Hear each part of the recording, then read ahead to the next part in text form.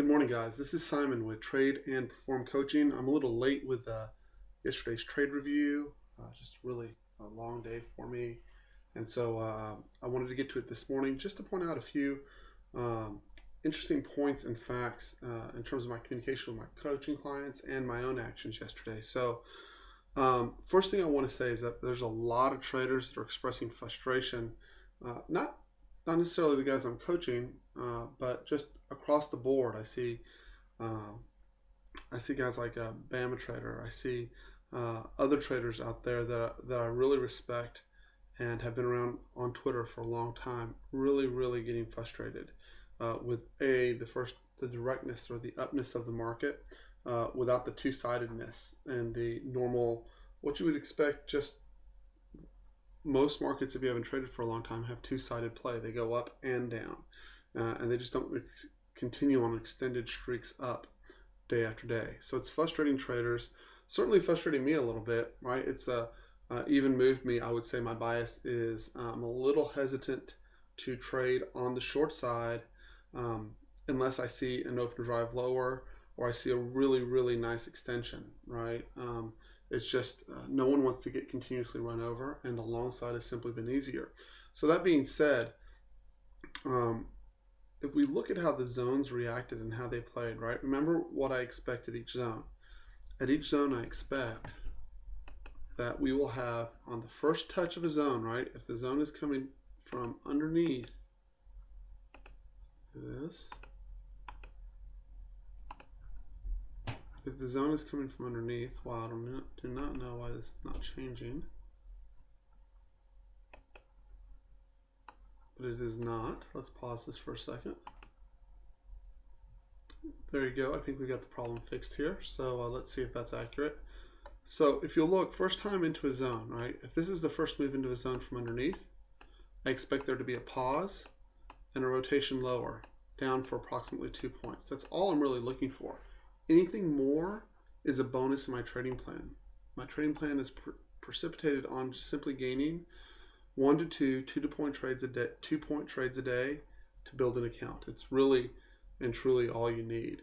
So let's look at some of those things, and then again, the same token, right? If we come in from above, first touch in, I expect a rotation back up for 2 points back to the upside. So the first thing to notice is that we did get the rotation down, right? From the first move in, we opened below the 1864.5. We rotated up into it, came in, paused, rejected, and it gave you exactly 2 points. I did not take that trade, but it was certainly available, and it wasn't the worst choice in the world considering how much we were gapping up. Although personally, I wasn't interested in taking the short side of the trade yesterday. It was effective. The trade worked as it was supposed to, right? Where the real plan came in and people got frustrated yesterday was through all of this. This is a slow, yucky, awful grind, okay? And there was not a zone in this area on purpose. It's because I was concerned about the stretch that we needed. We could have easily, obviously, put a zone, right here. But to what avail? When you think about it and you're building these zones, right? How much space do you want to leave after a breakout from a former high, which Friday's high was, right? How much room do you want to leave in terms of getting or being prepared to short? Personally, I like to leave a lot of room. That's just been my experience. So the other side of this formula has been that there are simply no rotations here. I mean, these rotations are just super tiny, and that's probably also a result of getting so much buying in the overnight session that most of the move had already been taken away, and this was just what we would have normally expected after a long move up during the day session, right? The market would have gotten kind of tired and just kind of meandered its way up. We finally got a decent rotation down, right? And it came right into the purple zone. Now this is the first time into the zone. Not quite as big a stretch as I would normally like, but this was actually induced by some misinterpretation of some BS news. And I normally don't look at the news, but when someone actually, a fellow trader of mine texted me this, I knew this was BS. I was on the phone with a client at the time, and I did not get hit. I was actually sitting at 1866, trying to get long. I did not get hit. I did get hit in NQ and was able to ride this train on up, but failed to do so in ES. That's cool, no big deal. But many of my coaching clients did get this, and it was a fine trade. This is textbook on an up day. This is a good place to take a trade. You just simply need your stop. I usually put mine 2 points behind the back of the zone in order to make it work. We got a beautiful rotation up. This is the first time into the zone, and this is a perfect example, right? Outside of the fact that it was the last hour of the day, even with that, first time into the zone, looking for a rotation. Now, that rotation did not come quickly, and if you look when we came into the zone, right, this is 5, 10, 15, 20, 25 minutes. At this point, I am either scaling half, taking all the profit off, right? At the end of 25 minutes, I haven't attained my 2 points yet, and it depends on where I shorted in this zone as to whether or not, right? If I took the back of the zone, I certainly had my 2 points, and I was able to get it very quickly. The only place you really couldn't get 2 points out of this trade within 25 minutes is if you took the very front of this zone. And again, that gets back to stretches and was it an appropriate stretch. 1866.5 was the swing low, I want to call it here. So I was looking for a minimum of 8 to 10 points yesterday. So if we take that, we look for 8 to 10 points. That puts us at 1870. Let's see, 1866. 8 points would put us at 1874 and a half, roughly, right? And that would have been the minimum rotation. Some of my guys were looking for 10 points. Either way, I don't mind. I don't like taking shorts when we're above the first hour high going into the last hour of the day. And that trade ended up working out just beautifully. And someone pointed out to me, and I actually missed this. Someone had tweeted back to me, well, I've noticed on trend days up in the last half hour, we've actually been rolling back to the downside or back to the upside, depending on which way we're trading. And that's true. Now, that's a recent phenomena. I don't know how long that'll last. It could simply be that I've missed a shift in the market due to a change in when they used to close the day trading margin. It used to be closed at 3:15 Central Time. They moved it to 4:15 Central Time. And that gave a lot of breathing room, and that simply may have eliminated these massive short squeezes we would get in the last 15 minutes and the short squeezes we would get into the closing drive. And I may simply have not adapted. So that being said, the market worked just fine yesterday. My key was not to get overactive. I did probably make one trading error. I tried to short at 68. I didn't try. I did short at 68 right here on this one tick. And it was probably just too early. It was right at 9:30, and I was thinking, well, maybe we can roll over. I risked 1 point, and I lost a point on that trade. Note to self, simply wait for the zone. Next time, I probably got a little frustrated not being able to find a trade that was working for me out of the gate. And the second point to myself was this was an excellent trade location. I actually captured it in NQ. And in my notes, normally by 11 o'clock, I'm used to having 2, maybe even 3 trading opportunities through the course of the day.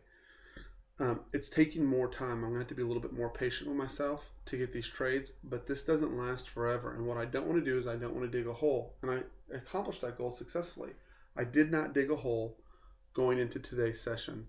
I'm still having, I had a great day yesterday, and there's nothing that'll stop me from having a good day today, hopefully, right? So profitable and strong week is certainly on the table. As a matter of fact, I had a very strong day with yesterday I had one trade. The whole trade was a 5-point win. So that gets me, right, almost halfway to my goal of having one trade of 2 points a day. All I need is 1 or 2 more trades, and I can actually have a pretty bang out week this week. So I hope that was helpful. Everyone's a little frustrated. I'm still a little tired. I haven't quite made it all the way up there. But we have to know that we're in a market where the most profitable pattern has been this pattern right here, occurring after between 9:30 and 11 a.m. These reversals back to the upside have been key. If you'll notice in that same reversal period, right, this is 9:30 to 11:30 a.m. And if you look, entries in this period of time, right, they were able to be made profitable, right? Not by much, but it got it. If you entered here, in here, or if you entered a short in here, again, assuming there was a zone, there wasn't, right? These trades were profitable, but look how long. Let's say you somehow nailed this entry at 72, and I only know one person that nailed the 72 entry, and I don't even think they got filled, but they called out a 72 short, which was good. Obviously, they nailed it to the tick, and I'm not sure they actually got any kind of execution. But look at this. Let's say you had shorted up in this area, right? Look at the time it took. This started prior to, this is 11:15 all the way up to 1 o'clock. And you had to sit through this just mind-numbing rotation, okay? And then finally, you got a decent rotation down. Let's assume you just nailed it perfectly. You actually got 72 by some miracle, right? And you finally, after waiting to get your fill, you finally got your execution. It rolled down to the downside, and you picked up your, 72 to, let's just call it 66 for conversation. You picked up 6 points. Look at the time it took and how hard it was from the time you entered to the time you achieved your target price here from the long side. It came in, it tagged this zone. You took almost no heat on this entry. There was none of this going on here. There was none of this going on here. And from 1300 to 1400, right, you'd already achieved your way back up to 70. It never came back, right? If you'd left a trailer, if you just left the position on, and by 14:30 or an hour and a half later, you had achieved almost 8 points of profit. That's crazy how easy that was to the long side versus how hard it was to the short side. So that's part of what's going on. Just wanted to point it out. Part of being a good trader, right? You got to recognize the environment you're in, and you got to match your emotions to the environment. And you got to realize if you're out of sync. I'm out of sync. I don't like the market not giving me good rotations out of the open. It frustrates the crap out of me, right? I like to get my 1 or 2 trades in the first hour to 2 hours of the day.